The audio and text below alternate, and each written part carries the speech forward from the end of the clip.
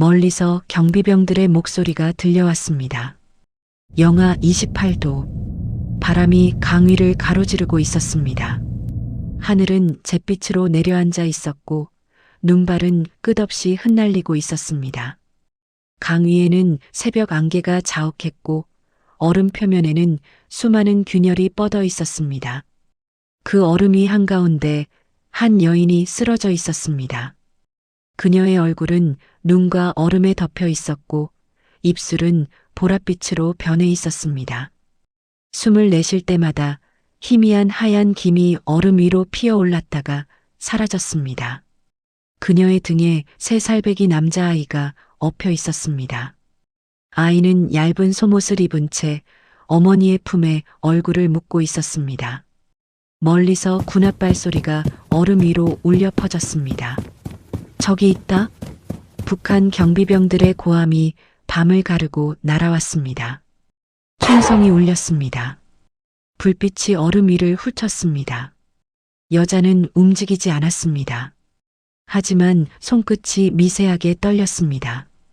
그녀는 의식이 거의 사라진 상태에서도 등에 업힌 아이를 더 꼭 끌어안았습니다.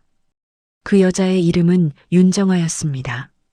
한때는 평범한 어머니였으나 지금은 단 하나의 본능만 남아 있었습니다. 아이를 살려야 한다. 그 한 가지 이유로 그녀는 얼음 위에 서 있었습니다. 사흘 전, 정아는 초라한 단칸방에서 아이 하준을 무릎에 앉히고 있었습니다. 방 안은 숨이 하얗게 보일 만큼 추웠습니다.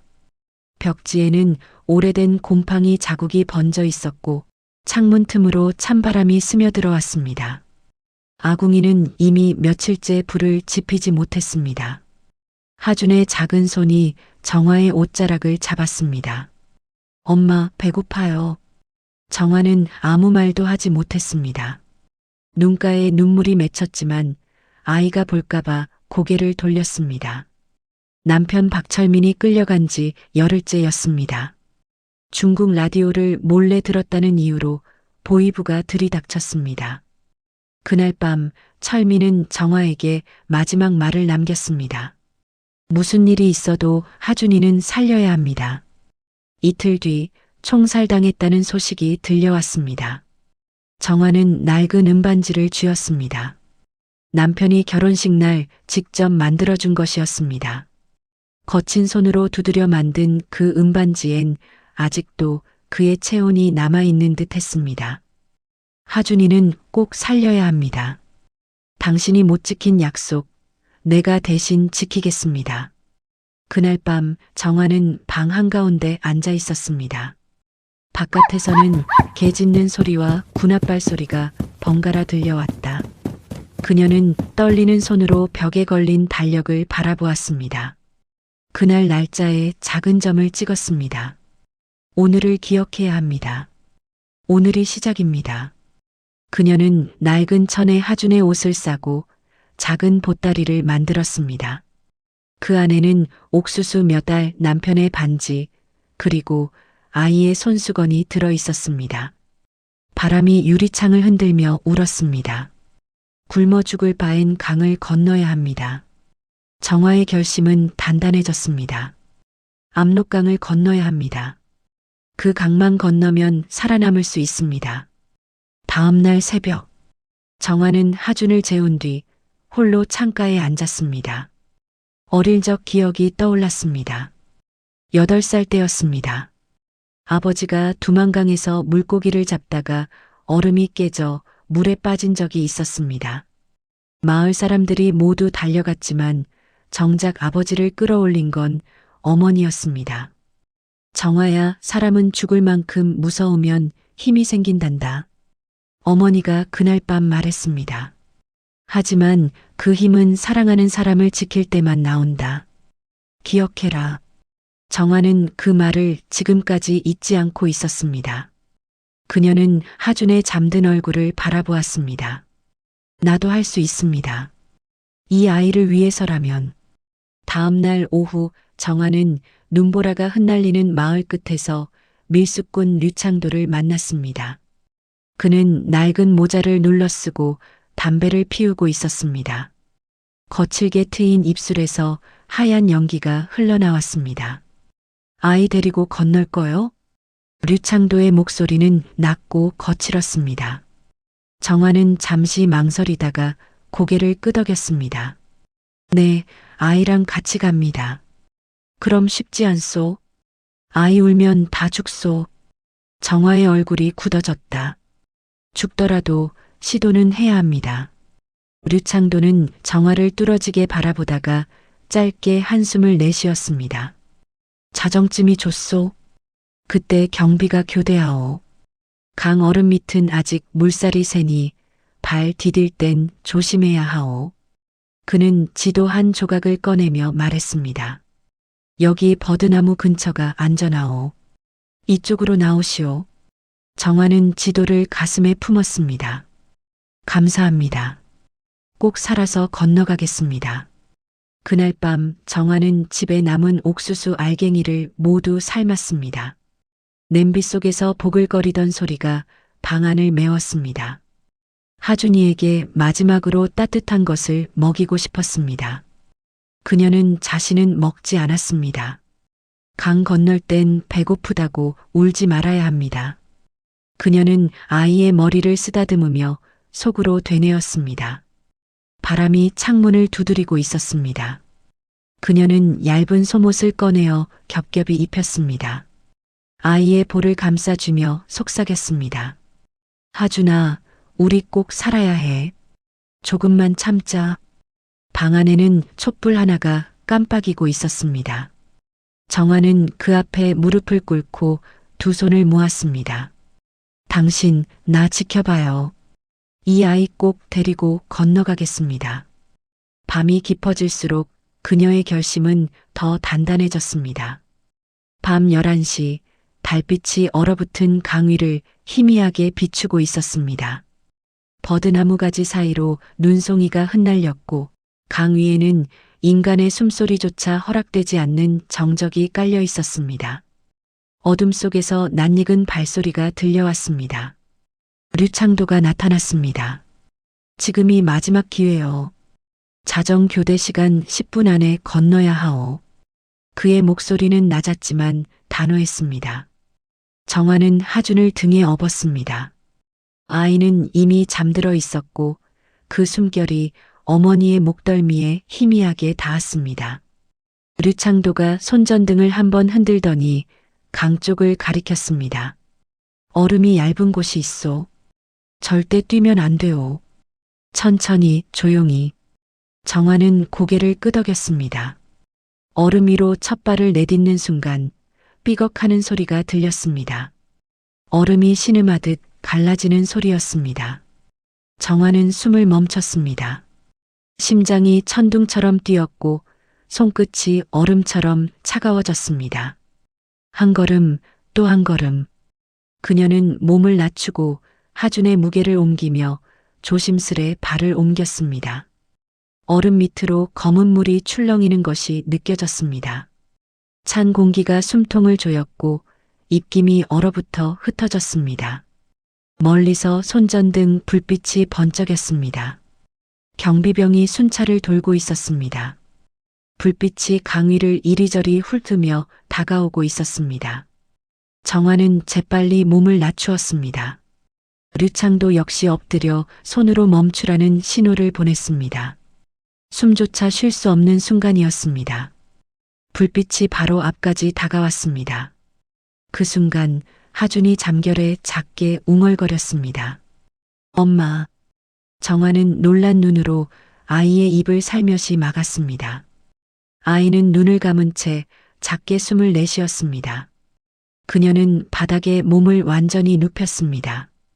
차가운 얼음의 감촉이 등을 파고들었습니다. 불빛이 그녀의 바로 앞을 스쳤습니다. 경비병이 발걸음을 멈추었습니다. 그는 잠시 얼음을 비추더니 다시 다른 쪽으로 방향을 틀었습니다. 정화는 그제야 아주 조심스럽게 숨을 내쉬었습니다. 하지만 그 평화는 단 몇 초뿐이었습니다. 얼음 저편에서 불빛이 다시 번쩍였습니다. 그리고 그와 동시에 탕 탕! 날카로운 총소리가 어둠을 찢었습니다. 총알이 얼음을 깨며 튀었습니다. 파편이 얼굴을 스쳤고 얼음 조각이 날카롭게 허공을 가르며 떨어졌습니다. 류창도가 소리쳤습니다. 뛰시오. 지금이 아니면 못 건너오. 정화는 하준을 등에 더 꽉 업었습니다. 하준아, 울면 절대 안 돼. 눈 꼭 감고 있어. 그녀는 이를 악물었습니다. 발밑 얼음이 깨지는 소리가 발 뒤꿈치까지 전해졌습니다. 드득, 드드득.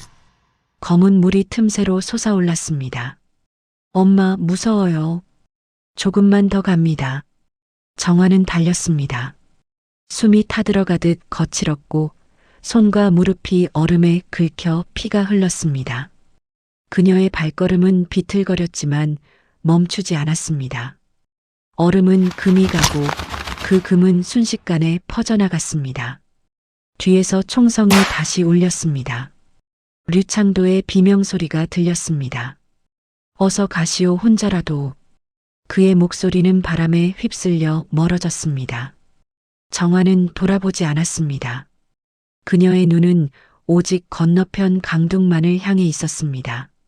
손과 무릎이 찢어지고 옆구리가 타는 듯 아팠지만 그녀는 마지막 남은 힘을 짜내어 앞으로 기었습니다. 마침내 그녀는 얼음 끝을 붙잡고 몸을 끌어올렸습니다. 등 뒤에서 바람이 울었고 강물 아래에서 무너지는 얼음의 울음소리가 들려왔습니다. 정화는 하준을 품에 꼭 안은 채 눈밭 위로 몸을 던졌습니다. 살았다. 그러나 눈물은 멈추지 않았습니다. 그녀의 귀에는 아직도 류창도의 마지막 목소리가 메아리치고 있었습니다. 어서 가시오 혼자라도. 그녀는 그 자리에서 무릎을 꿇었습니다. 그리고 하준의 머리 위로 손을 얹었습니다. 살았습니다. 이제는 꼭 살아야 합니다. 그 밤의 압록강은 두 사람의 숨결을 기억한 채 얼어붙어 있었습니다. 정화는 마지막 남은 힘으로 강을 기어올랐습니다. 그녀의 등에는 하준이, 품에는 남편의 반지가 쥐어져 있었습니다. 뒤돌아보니 강은 다시 얼어붙어 있었고 추격자들의 불빛은 점점 멀어지고 있었습니다. 그녀는 고개를 숙여 눈 위에 몸을 숨겼습니다. 풀숲 속에서 하준의 입을 손으로 막은 채 숨을 죽였습니다. 쉿, 하준아, 아무 소리도 내면 안 돼. 그녀의 손끝은 이미 얼어붙어 있었고 감각이 점점 사라지고 있었습니다. 멀리서 경비병들의 목소리가 들려왔습니다. 여자 혼자였다 한다. 그만 돌아가자. 그 말이 들리는 순간 정화의 온몸이 풀렸습니다. 살았습니다. 그러나 안도보다 두려움이 더 컸습니다. 이제부터는 누구도 그녀를 지켜주지 않는 낯선 땅이었습니다. 새벽 2시 하늘은 검푸른색으로 물들어 있었습니다. 정화는 산길을 따라 걷기 시작했습니다. 눈이 허벅지까지 쌓여 있었고 걸음마다 차가운 통증이 올라왔습니다. 손끝이 얼어 감각이 사라졌고 옆구리는 숨 쉴 때마다 찢어질 듯 아팠습니다. 하준아, 조금만 더 가면 따뜻한 곳이 있을 거야. 그러나 하준의 머리가 점점 처졌습니다. 정화는 아이의 얼굴을 내려다보았습니다. 입술이 파랗게 질려 있었습니다. 안 돼, 하준아. 엄마 봐, 제발. 하준아. 그녀는 아이의 등을 두드리며 불렀습니다. 다행히 아이가 희미하게 눈을 떴습니다. 엄마, 춥습니다. 조금만 참아. 금방 따뜻한 곳 찾을 수 있을 거야. 그때였습니다. 산 아래쪽에서 불빛이 깜빡거렸습니다. 그녀는 몸을 숨기려다 멈췄습니다. 그건 순찰등이 아니라 랜턴불이었습니다. 불빛은 작고 흔들렸습니다. 사람이 살고 있는 흔적이었습니다. 정화는 숨을 삼키며 산비탈을 내려갔습니다. 눈 덮인 언덕 아래 작은 오두막이 있었습니다. 굴뚝에서 연기가 피어오르고 있었습니다. 그녀는 문 앞에 다다라 떨리는 손으로 문을 두드렸습니다. 계십니까? 하루만 문 좀 열어주십시오. 문이 열렸습니다. 한 중국인 노인이 나타났습니다. 눈빛이 매섭고 날카로웠습니다. 누구요? 밤중에 아이가 얼어 죽습니다. 도와주십시오. 노인은 한참 동안 정화를 바라보았습니다. 그 시선엔 의심이 섞여 있었습니다. 마침내 문을 열며 말했습니다. 들어오시오. 정화는 무릎을 꿇었습니다. 고맙습니다. 정말 고맙습니다. 노인은 아무 말 없이 뜨거운 물 한 잔을 내밀었습니다. 정화는 그 물을 마시며 울었습니다. 살아있다는 게 믿기지 않았습니다. 잠시 후 노인은 작은 한숨을 내쉬며 말했습니다. 이곳에 오래 머물 수는 없소. 이 근처엔 순찰이 자주 오오. 정화는 고개를 끄덕였습니다. 알겠습니다. 새벽이 되면 떠나겠습니다. 방 안은 따뜻해졌지만 그 따뜻함 속에는 알 수 없는 긴장감이 서려 있었습니다. 정화는 아이를 품에 안고 속삭였습니다. 이제 안전합니다. 그러나 밖에서는 어딘가 멀리서 개 짖는 소리가 들려왔습니다. 그 소리는 점점 가까워지고 있었습니다. 그녀는 모르게 몸을 웅크렸습니다. 낯선 땅의 새벽은 여전히 그녀를 시험하고 있었습니다. 새벽이 지나자마자 어둠 속을 찢고 날카로운 호령이 들려왔습니다. 이 근처에 흔적이 있다. 다 뒤져라. 북한 경비병들이 국경을 넘어왔습니다. 오두막 주변은 순식간에 군홧발 소리로 가득 찼습니다. 정화는 하준을 업은 채 창문 틈으로 그 모습을 지켜보았습니다. 손끝이 떨렸지만 숨을 내쉴 수도 없었습니다. 하준아, 쉴숨 쉬지 말아요. 아이는 어머니의 목에 얼굴을 묻은 채 고개를 끄덕였습니다. 순간 문고리가 덜컥 울렸습니다. 누군가 문을 두드렸습니다. 안에 누구 있나? 정화의 심장이 멈춘 듯 뛰었습니다. 노인의 목소리가 들렸습니다. 여그 아무도 없소. 어젯밤 지나가던 이들 뿐이요. 잠시 정적이 흘렀고 발소리가 멀어졌습니다. 그 틈을 타 정화는 재빨리 뒷문으로 나왔습니다. 새하얀 눈밭 위에 발을 내디디는 순간 꾹 하는 소리가 났습니다. 그 미세한 소리에조차 심장이 움찔했습니다. 그녀는 하준을 꽉 업고 숨을 죽였습니다. 바람이 불어 눈이 흩날렸고 그 틈을 타 다시 움직였습니다. 산비탈은 미끄러웠습니다. 발이 눈에 잠기고 숨이 목에 걸렸습니다.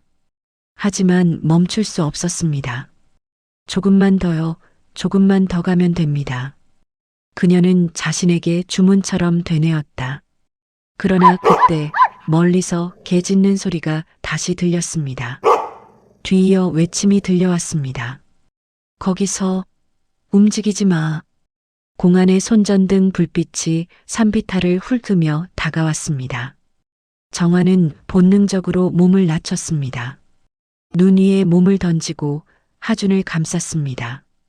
총소리가 터졌습니다. 탕, 탕, 눈이 흩날리고 나무 껍질이 튀었습니다. 그녀는 방향을 틀었습니다. 옆구리에 찢어질 듯한 통증이 밀려왔지만 이를 악물었습니다. 엄마 아파요? 조금만 더 가면 돼. 그녀는 말보다 숨으로 대답했습니다. 공안 2명이 쫓아왔습니다. 정화는 돌무더기 뒤로 숨어 숨을 고르다 순간적으로 떠오른 기억에 몸을 움직였습니다. 어릴 적 마을에서 배운 씨름 동작. 아버지가 가르쳐준 몸 쓰는 법이었습니다. 정화야, 힘이 약하면 몸을 틀어야 한다. 상대의 무게를 이용해라. 첫 번째 남자가 다가오는 순간 그녀는 낮게 몸을 틀어 그의 팔을 당겼습니다. 남자의 중심이 무너지며 눈 위로 넘어졌습니다. 두 번째 남자가 총을 겨누며 달려왔습니다. 정화는 눈을 움켜쥐어 그의 얼굴에 뿌렸습니다. 눈보라가 그의 시야를 막는 순간 그녀는 몸을 낮춰 그의 다리를 걸었습니다. 남자가 비틀거리며 쓰러졌습니다. 숨이 가빠왔습니다. 그녀의 입김이 하늘로 흩어졌습니다. 하준아, 눈 감아요. 절대 뒤돌아보면 안 됩니다. 정화는 피 묻은 손으로 아이를 다시 업었습니다. 옆구리에서 따뜻한 피가 흘러내렸지만 그녀는 그 통증조차 느낄 겨를이 없었습니다. 눈보라가 폭풍처럼 불어닥쳤습니다. 하늘과 땅이 뒤섞이고 발밑 경계가 사라졌습니다. 하지만 그녀의 눈동자엔 오직 하나의 목표만 남아 있었습니다. 저 산 너머 자유의 길. 정화는 몸을 기울이며 속으로 중얼거렸습니다. 죽어도 괜찮습니다. 하지만 아이만은 살려야 합니다. 그녀는 다시 눈속을 헤치며 달렸습니다. 그 순간 눈보라 속으로 그녀의 실루엣이 사라졌습니다. 잠시 뒤 모든 것이 고요해졌습니다. 단 한 줄기 바람만이 남아 그녀가 지나간 눈 위에 희미한 발자국을 새기고 있었습니다. 며칠 후 정화는 눈 덮인 산길에서 3명의 낯선 이들과 마주쳤습니다. 그들 또한 탈북자였습니다. 청년 한도윤, 간호사 김현실, 그리고 백발의 노인 최노인이었습니다. 한동안 아무도 말을 하지 않았습니다. 서로의 얼굴에는 피로와 경계가 뒤섞여 있었습니다. 그러나 그들의 눈빛에는 공통된 무언가가 있었습니다. 살아야 한다는 절박한 생의 의지였습니다. 먼저 말을 꺼낸 건 김현실이었다. 우리 같이 갑시다. 혼자는 못 갑니다. 정화는 그 말을 듣고 천천히 고개를 끄덕였습니다. 그래요. 이 길은 혼자 걷기엔 너무 깁니다. 노인 최 씨가 낮게 웃었습니다. 이 나이에 또 이런 길을 걷게 될 줄이야. 그래도 사람 냄새가 나서 좋소. 그의 말에 도윤이 작게 웃었다. 사람만 있으면 됩니다. 남쪽까지 사람만 가면. 그날 밤 4사람은 정화가 알고 있던 연락책의 안내를 따라 허름한 트럭 짐칸에 올랐습니다. 덮개 아래는 어둡고 눅눅했습니다. 바닥은 차가웠고 숨소리 하나 내는 것도 위험했습니다. 트럭은 덜컹거리며 밤길을 달렸습니다. 사방은 어둠뿐이었고 바퀴가 돌 때마다 쇠가 부딪히는 소리가 묵직하게 울렸습니다. 정화는 하준을 품에 꼭 안았습니다. 아이의 몸이 떨리고 있었습니다. 그녀는 손끝으로 아이의 등을 부드럽게 쓸어내리며 속삭였습니다. 조금만 참아요. 그녀의 눈은 덮개 틈으로 새어 들어오는 미약한 달빛을 바라보았습니다.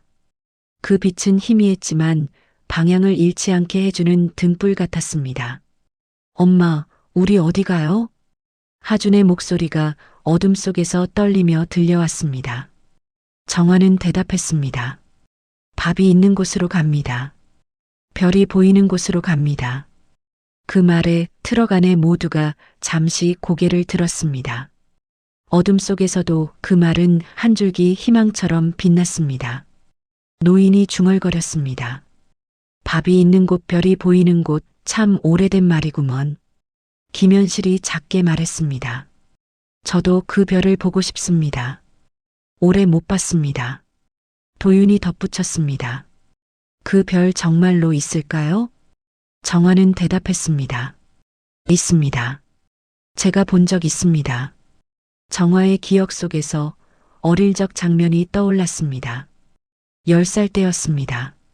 아버지와 함께 산에 올랐던 날이었습니다. 정상에 오르자 밤하늘에 수많은 별이 쏟아져 내리고 있었죠. 정화야, 저 별들 보이니? 네, 아빠. 저 별들은 다 살아있는 거야. 빛이 우리한테 오는 데만도 몇 년이 걸린단다. 그럼 저 별들도 우리처럼 힘들게 사는 거예요? 아버지는 웃었습니다. 그럴 수도 있지. 하지만 중요한 건 저 별들은 멈추지 않고 빛을 보낸다는 거야. 우리도 그래야 한다. 정화는 그 말을 평생 기억하고 있었습니다. 트럭은 여전히 흔들리고 있었지만 그 밤만큼은 모두의 마음속에 조용한 불빛이 피어오르고 있었습니다. 누구도 웃지 않았지만 그들의 눈가엔 오랜만에 살고 싶다는 의지가 서려 있었습니다. 새벽 트럭이 덜컹거리며 멈췄습니다. 하늘은 잿빛으로 물들어 있었고 바람이 칼처럼 차가웠습니다. 브로커가 창문을 살짝 내리며 말했습니다. 여기가 몽골 국경입니다. 이제부터는 알아서 가야 합니다. 그의 목소리엔 피로와 두려움이 섞여 있었습니다. 눈앞에는 끝이 보이지 않는 벌판이 펼쳐져 있었습니다. 그 한가운데 3미터 높이의 철조망이 길게 이어져 있었습니다. 가시가 새벽빛에 반짝였고 그 위로 눈송이가 천천히 내려앉고 있었습니다. 철조망 너머에는 또 다른 세상, 자유의 땅이 기다리고 있었습니다. 정화는 하준을 등에 업었습니다. 하준아, 이제 진짜 마지막이야.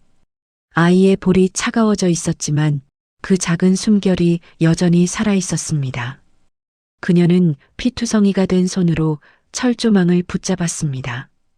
가시가 손바닥을 찔렀고 따뜻한 피가 손등을 타고 흘렀습니다. 엄마 손 아파요. 조금만 더. 그녀의 목소리는 부드럽지만 단단했습니다. 그녀는 가시 사이를 피해 천천히 올라갔습니다.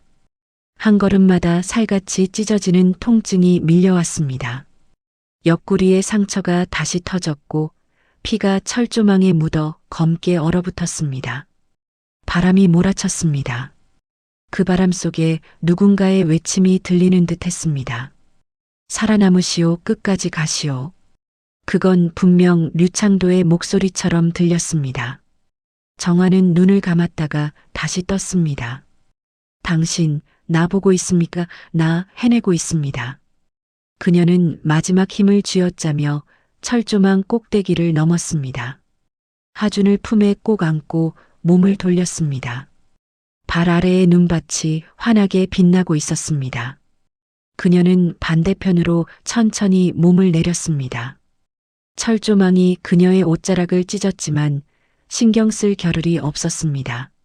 눈 위에 발을 디딘 순간 다리에 힘이 풀렸습니다. 그녀는 무릎을 꿇은 채 하준을 품에 안았습니다. 눈물이 볼을 타고 흘러내렸습니다. 그건 아픔이 아니라 믿기지 않는 해방의 눈물이었습니다. 엄마, 별이 보여요. 정화는 하늘을 올려다보았습니다. 새벽의 공기 속에서 수많은 별이 눈부시게 빛나고 있었습니다. 그 별빛이 그녀의 얼굴 위에 고요히 내려앉았습니다. 정화는 두 손으로 하준의 얼굴을 감싸며 속삭였습니다. 그래, 이제 그 별이 우리 집이 될 거야. 그녀의 목소리는 눈물에 젖었지만 그 안에는 희미한 웃음이 섞여 있었습니다. 그녀는 하준을 품에 꼭 안고 얼어붙은 대지 위에 그대로 주저앉았습니다. 그 순간 먼 동쪽 하늘이 붉게 물들기 시작했습니다. 어둠이 물러가고 새로운 빛이 그들을 향해 다가오고 있었습니다. 그녀는 미소 지었습니다. 이제 끝났습니다. 정말로 끝났습니다. 그녀의 어깨 위로 눈이 천천히 내려앉았습니다. 그리고 그 위로 별빛이 마지막 인사를 건네고 있었습니다. 뒤에서 김현실과 도윤, 그리고 최노인도 철조망을 넘어오고 있었습니다. 네 사람은 눈밭 위에 모여 앉았습니다. 누구도 말하지 않았지만 모두의 눈가에는 같은 빛이 어려 있었습니다. 살아남았다는 그 믿기지 않는 사실. 며칠 후, 네 사람은 몽골 초원을 걷고 있었습니다. 끝없이 펼쳐진 하얀 벌판 위에서 그들의 발자국만이 유일한 흔적이었습니다. 정화는 하준을 업은 채 앞장서 걸었습니다. 김현실이 그녀의 옆구리에 붕대를 감아주었습니다. 이거 더 악화되면 안 됩니다. 병원 가야 합니다. 정화는 고개를 저었습니다. 조금만 더 가면 됩니다. 대사관까지만. 도윤이 뒤에서 말했습니다. 누나, 우리 다 같이 가는 겁니다. 혼자 무리하지 마세요. 최 노인이 지팡이를 짚으며 느리게 걸어왔습니다. 그래요, 정아 씨. 여기까지 온 게 기적입니다. 조금 쉬어가도 됩니다. 정아는 그들을 바라보았습니다. 처음 만났을 때만 해도 낯설었던 얼굴들이 이제는 가족처럼 느껴졌습니다. 고맙습니다. 여러분 덕분입니다. 그날 저녁 그들은 작은 동굴을 찾아 쉬었습니다. 김현실이 작은 불을 피웠고 도윤이 남은 건빵을 꺼냈습니다. 이게 마지막입니다. 나눠 드세요. 정아는 하준에게 먼저 건빵 한 조각을 주었습니다. 천천히 씹어 먹어. 하준은 작은 손으로 건빵을 쥐고 조심스럽게 베어 물었습니다. 최 노인이 불을 바라보며 말했습니다. 내가 이 나이에 이런 일을 겪을 줄이야. 그의 목소리는 떨렸습니다. 하지만 후회는 없소. 저 북쪽에서 죽는 것보다는 이렇게라도 살아있는 게 낫소. 김현실이 고개를 끄덕였습니다. 저도 그렇습니다. 병원에서 약도 없이 환자들이 죽어가는 걸 보면서 차라리 죽자고 생각했습니다. 하지만 지금은 그녀는 말을 잇지 못하고 눈물을 닦았습니다. 도윤이 말했습니다. 우리 다 살아남읍시다. 그리고 나중에 다시 만납시다. 자유로운 땅에서. 정아는 그 말을 듣고 미소 지었습니다. 그렇게 합시다. 꼭 다시 만납시다. 그날 밤 정아는 하준을 재우고 혼자 동굴 입구에 앉았습니다. 밤하늘에는 수많은 별이 쏟아지고 있었습니다. 김현실이 다가와 옆에 앉았습니다. 정아 씨, 어떻게 그렇게 강할 수 있어요? 정아는 잠시 침묵하다가 대답했습니다. 강한 게 아닙니다. 그냥 선택의 여지가 없었을 뿐입니다. 그래도 대단합니다. 저 같으면 못했을 겁니다. 정아는 고개를 저었습니다. 연실 씨도 여기까지 왔잖습니까? 그게 얼마나 대단한 건지 아십니까? 김현실은 눈물을 닦았습니다. 감사합니다. 그 말 들으니 힘이 납니다. 두 사람은 한동안 말없이 별을 바라보았습니다. 다음 날 오후 그들이 초원을 걷고 있을 때였습니다. 멀리서 검은 점 2개가 다가왔습니다. 곧이어 거친 엔진음이 들렸습니다. 검은색 차량 2대가 초원 위에 멈춰 섰습니다. 차 문이 열리며 북한 보위부 요원들이 내렸습니다. 그들의 얼굴에는 차가운 결의가 서려 있었습니다. 총구가 일제히 4사람을 향했습니다. 하준이 정화의 품속에서 떨며 속삭였습니다. 엄마, 저 사람들 누구예요? 조용히 해. 그중 선두에 선 남자가 천천히 모자를 벗었습니다. 그의 얼굴이 햇빛 속에 드러났습니다. 정화의 숨이 멎었습니다. 정화야. 그 목소리는 낯익었습니다. 리광호. 그는 정화가 어릴 적부터 알던 마을 오빠였습니다. 함께 자라고 함께 학교를 다녔던 사람이었습니다. 하지만 그는 보위부에 들어갔고 정화는 평범한 삶을 선택했습니다. 광호 오빠. 정화의 목소리가 떨렸습니다. 돌아가자, 정화야. 아직 늦지 않았다. 리광호의 목소리는 단호했지만 그 안에는 미묘한 떨림이 있었습니다. 명령이 떨어졌어. 너를 데려오라 했다. 정화는 고개를 천천히 저었습니다. 난 이제 돌아갈 곳이 없습니다. 리광호의 얼굴이 일그러졌습니다.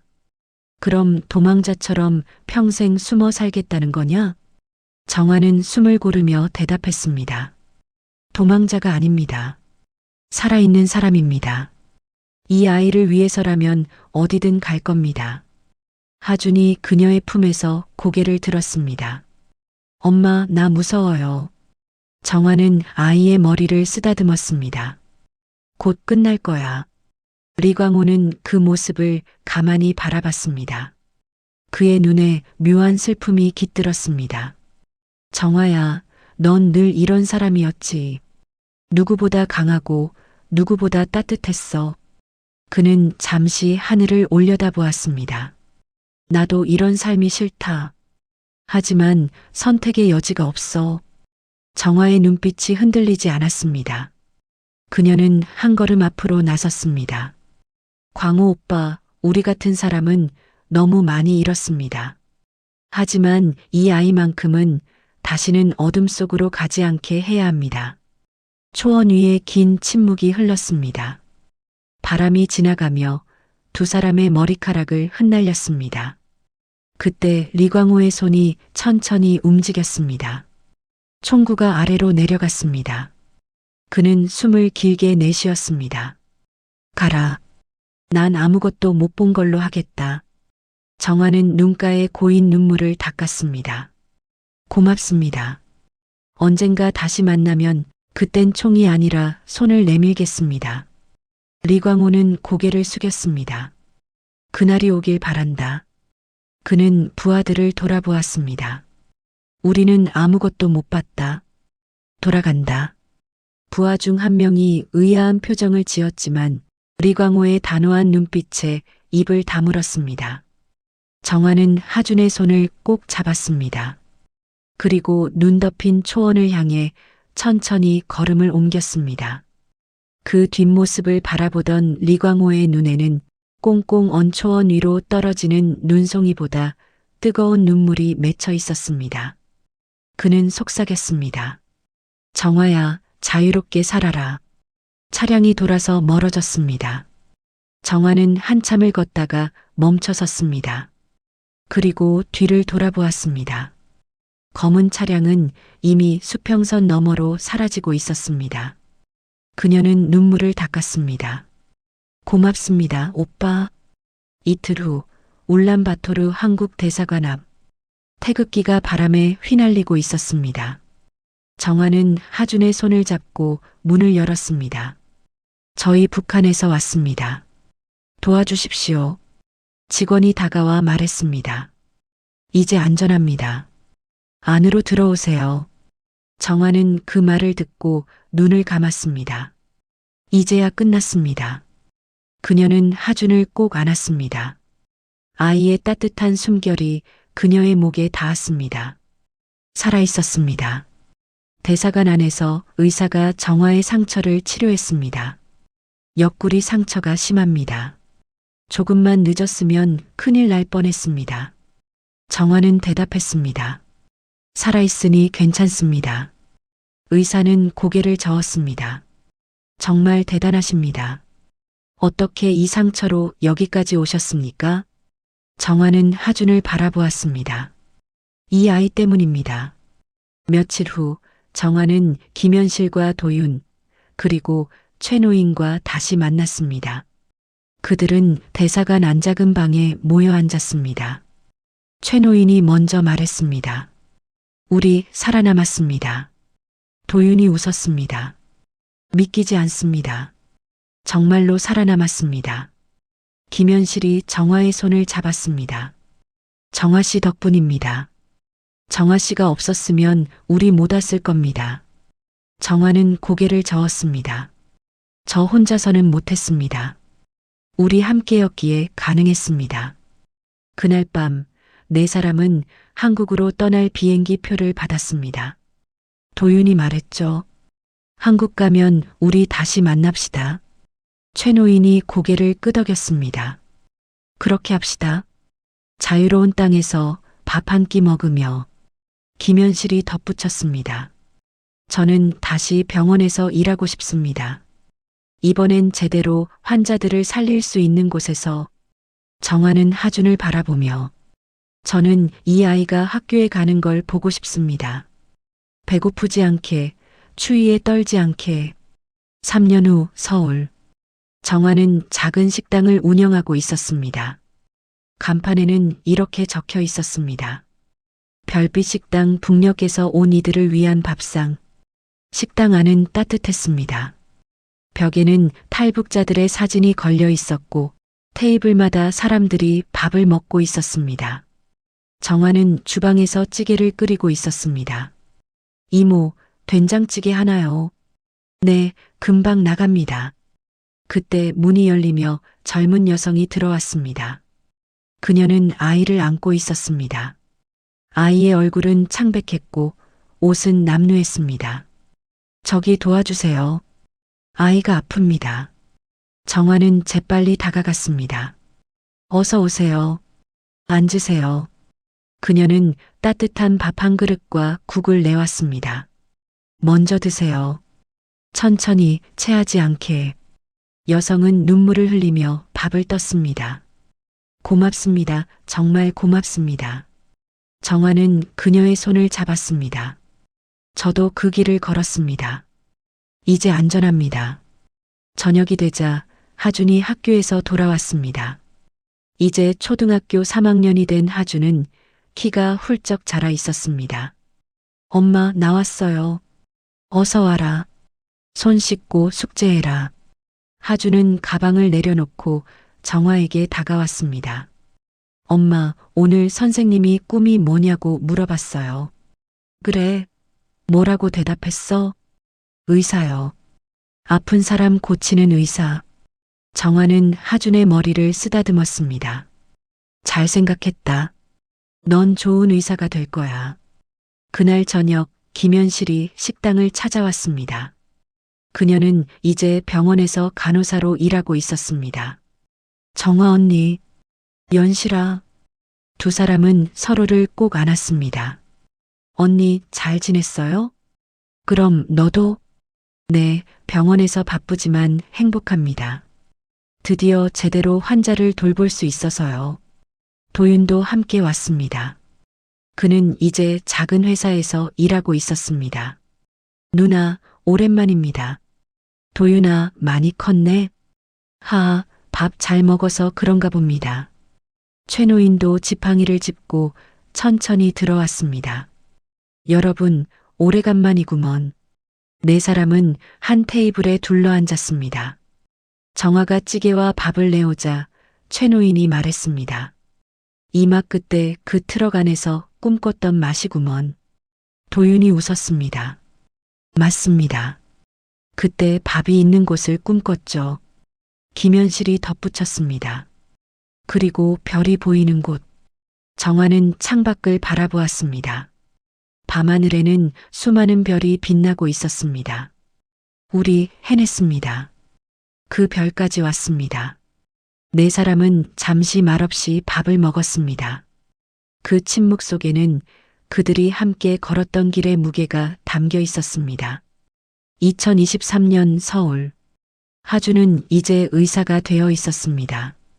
그는 서울의 한 병원에서 일하고 있었고 특히 탈북자들을 위한 무료 진료를 하고 있었습니다. 어느 날 정화가 병원을 찾아왔습니다. 하준아, 엄마 어떻게 오셨어요? 그냥 내 얼굴 보고 싶어서. 하준은 미소 지었다. 엄마, 오늘 탈북자 환자 3명 봤어요. 다들 건강 상태가 안 좋더라고요. 정화는 고개를 끄덕였습니다. 그 길이 얼마나 힘든지 엄마가 알지. 네, 그래서 더 열심히 치료했어요. 엄마가 저를 살렸던 것처럼 저도 그들을 살리고 싶어요. 정화는 아들의 손을 잡았습니다. 내가 자랑스럽다.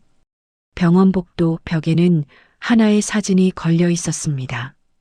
그 사진 속에는 어린 하준과 정화가 눈 위에 서 있었습니다. 그 아래에는 이렇게 적혀 있었습니다. 엄마가 건넌 강 위에서 나는 새 삶을 배웠습니다. 박하준 의사. 그날 저녁 정화는 탈북자 지원 단체에서 강연을 했습니다. 강연장에는 수많은 사람들이 모여 있었습니다. 정화는 단상에 올라 말했습니다. 저는 2001년 겨울 3살배기 아들을 업고 압록강을 건넜습니다. 청중들은 숨을 죽이고 들었습니다. 그 강은 차가웠고 두려웠습니다. 하지만 저는 선택의 여지가 없었습니다. 아이를 살려야 했기 때문입니다. 정화는 잠시 숨을 고르고 이어갔습니다. 지금 이 순간에도 수많은 사람들이 그 강을 건너고 있습니다. 그들에게 필요한 건 동정이 아니라 손입니다. 그들을 끌어올릴 수 있는 손. 청중석에서 박수가 터져 나왔습니다. 강연이 끝난 후 한 중년 남성이 정화에게 다가왔습니다. 정화 씨 기억하십니까?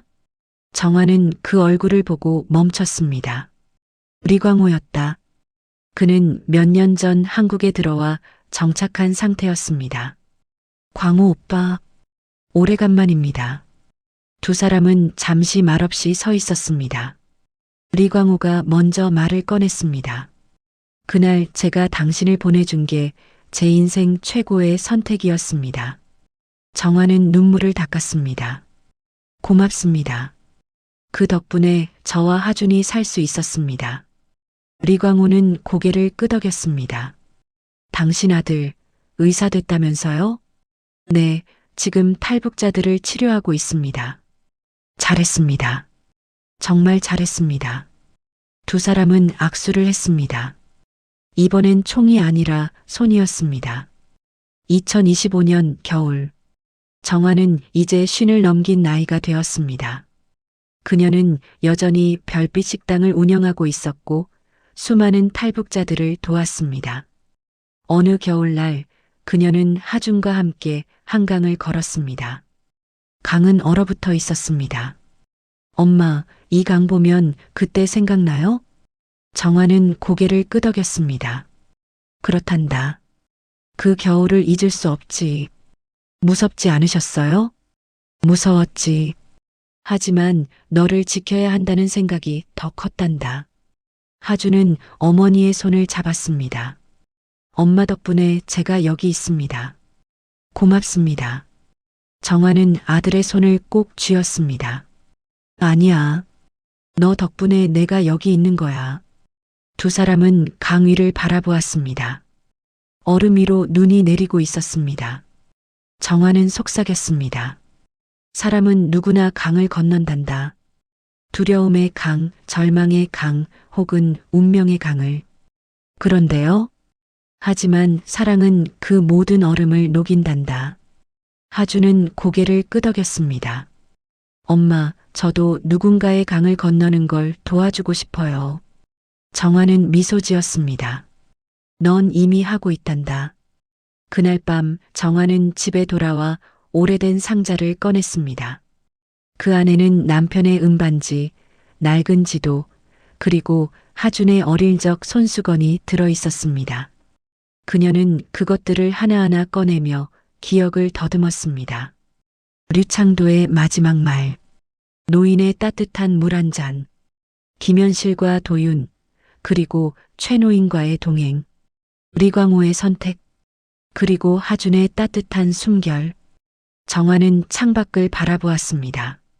밤하늘에는 수많은 별이 빛나고 있었습니다. 그녀는 조용히 속삭였습니다. 포기하지 마십시오. 사랑하는 이를 위해 걸었다면 그 길은 반드시 희망으로 이어질 것입니다. 그날 밤 얼음 위를 건넌 윤정화의 발자국은 지금도 눈 속 어딘가에서 빛나고 있습니다. 얼어붙은 강 위에서도 그녀는 멈추지 않았습니다. 정화처럼 우리 모두에게는 끝까지 달려야 할 이유가 있습니다. 이 이야기가 마음에 닿았다면 구독과 좋아요로 다음 이야기의 별빛을 함께 밝혀주세요. 별트리 안의 이야기를 끝까지 시청해 주셔서 감사합니다.